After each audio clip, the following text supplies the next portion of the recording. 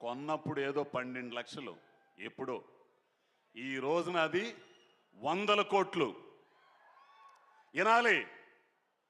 అయ్య బాబోయ్, ఇంత కోట్లయిందా అన్నయ్య అనంటే, హే ఎరిపోవా, ఇవన్నీ ఎడే ఉంటాయి రాయ్, మనమే పోతాం.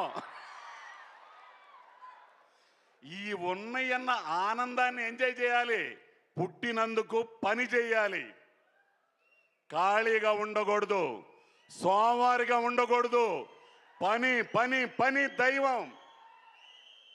బ్యాక్ టు బ్యాక్ సినిమాలు చేస్తా, పని కల్పిస్తా. ఆర్టిస్టులకు కానీ టెక్నీషియన్స్ కానీ చేసే ఒక్క హీరో కూడా ఉన్నాడంటే రవితేజనే. కాదంటారా? హిట్టు ఫట్టు తీసవుతాం పోయే, ఇవన్నీ అనవసరం. తెలిసినా పని పని. ఇండస్ట్రీ కొన్ని వేల మంది, కొన్ని వందల కుటుంబాలు, కార్మికులు, టెక్నీషియన్స్, అసిస్టెంట్ డైరెక్టర్లు, మొత్తం 24 క్రాఫ్ట్లు ఉన్నారు. వాళ్ళకి పని కల్పించాలి. వెంటనే సినిమా